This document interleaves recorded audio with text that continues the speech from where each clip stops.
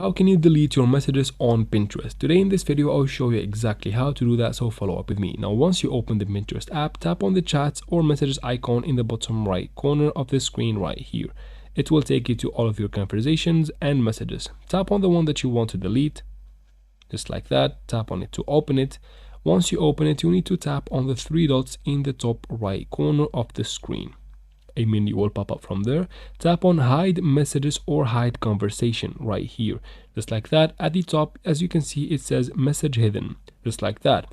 The conversation as a whole is hidden or basically deleted. You will not find it under your inbox or the messages category, and that is it. You can do that to any other conversation or message that you have on Pinterest. And that's it for this video, guys. I hope it was useful. If it was, please like and comment down below.